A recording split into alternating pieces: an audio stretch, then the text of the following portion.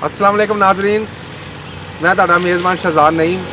ਅੱਜ ਮੈਂ ਰੋਡ ਤੋਂ ਗੁਜ਼ਰ ਰਿਹਾ ਸੀ ਤੇ ਕੁਝ ਰੋਡ ਦੇ ਨਾ ਉਹ ਕੋਈ ਕਚਰਾ ਵਗੈਰਾ ਦੇਖਿਆ ਹੈਗਾ ਸੀ ਇਹ ਜਿਹੜਾ, ਤੇ ਬੜਾ ਮੈਨੂੰ ਲਾਗਬਾਜ਼ ਜਿਹਾ ਗੁਜ਼ਰਿਆ ਹੈਗਾ ਕਿ ਇਹ ਸਾਰਾ ਕੰਮ ਗੌਰਮੈਂਟ ਦਾ ਨਹੀਂ ਹੈਗਾ, ਕੁਝ ਸਾਡੇ ਵੀ ਫਰਜ਼ ਹੈਗੇ ਨੇ ਤੇ ਕਿਉਂ ਨਾ ਅਸੀਂ ਇਹਨੂੰ ਸਾਫ਼ ਕਰਕੇ ਇਹਨੂੰ ਸ਼ਾਂਤ ਕਰ ਕੇ ਜਿਹੜੀ ਟ੍ਰੈਫਿਕ ਦੀ ਰਵਾਨਗੀ ਜਿਹੜੀ ਜੀ ਉਹ ਸਹੀ ਪ੍ਰੋਪਰ ਚੱਲੇ।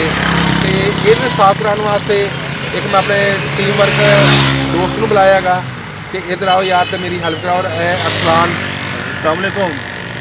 ਅਸੀਂ ਵੀ ਇਹਨਾਂ ਦੇ ਨਾਲ ਆਏ ਆ।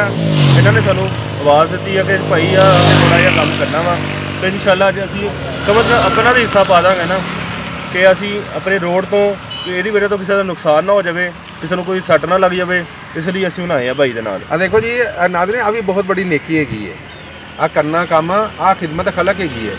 ਇਹ ਸਿਰਫ ਗੌਰਮੈਂਟ ਦਾ ਨਹੀਂ, ਫਰਜ਼ ਹਕੂਕ ਸਾਡੇ ਦੇ ਵੀ ਹੈਗੇ ਨੇ।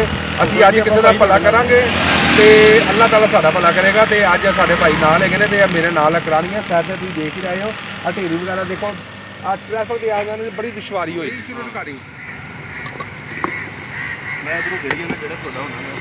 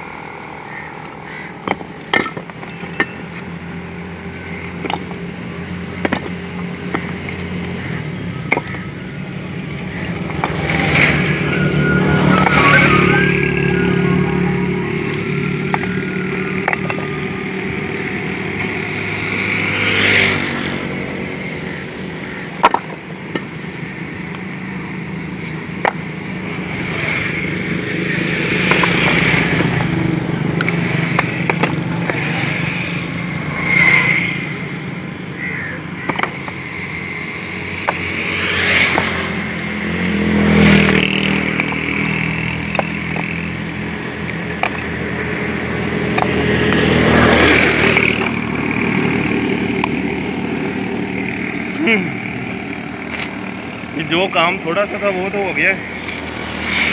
बाकी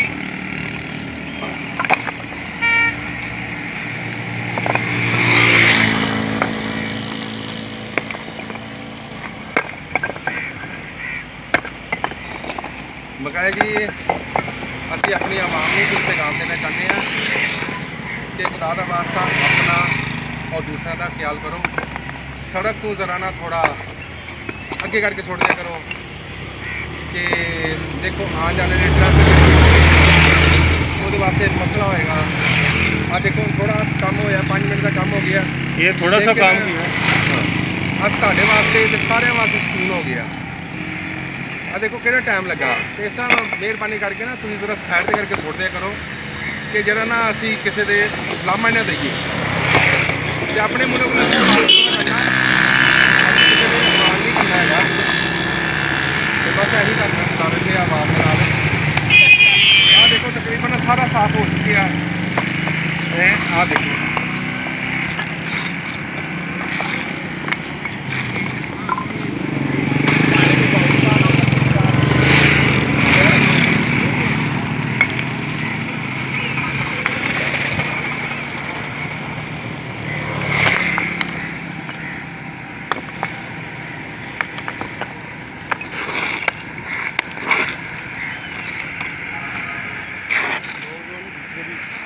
काम को करें कि जो भी उनके इर्द गिर्द जो भी इस तरह की चीज़ें पड़ी हैं ਨੂੰ ਖੁਦ ਬ ਖੁਦ ਜੋ ਹੈ ਨਾ ਦੇਖੋ ਬਜ਼ੁਰਗੋ, ਹੁਣ ਤੁਸੀਂ ਲੰਘੇ ਹੋ, ਬੜੀ ਨੇਕੀ ਹੈ। ਦੇਖੋ ਜੀ ਕਿ ਆ ਅੱਲਾਹ ਵਾਸਤੇ ਕਰਕੇ ਤੇ ਤੁਹਾਡੀ ਆਵਾਮ ਦੀ ਸਹੂਲਤ ਵਾਸਤੇ, ਅਸੀਂ ਆਪਣੀ ਸਹੂਲਤ ਵਾਸਤੇ ਵੀ ਅਸੀਂ ਦੇਖਿਆ ਕਿ ਸੜਕ ਦੇ ਇੱਥੇ ਕਰਕੇ ਪਹੁੰਚੇ ਹੈਗਾ ਸੀ। ਹੁਣ ਇੱਥੋਂ ਹੈਵੀ ਗੱਡੀਆਂ ਵੀ ਲੰਘਦੀਆਂ ਨੇ, ਇੱਥੋਂ ਟ੍ਰੈਫਿਕ ਦਾ ਬੜਾ ਆਮ ਦਰਖਤ ਹੈਗਾ, ਇਹ ਸਾਰਿਆਂ ਵਾਸਤੇ ਸਹੂਲਤ ਹੈ।